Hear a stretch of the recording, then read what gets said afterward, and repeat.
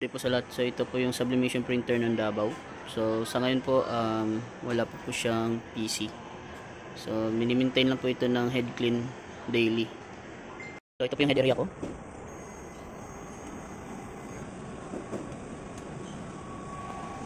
So ito po.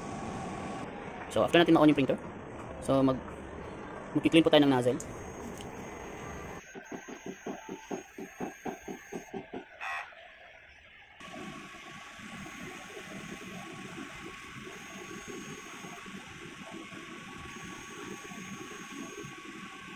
So after natin mag-head clean, so magna-nozzle test po tayo.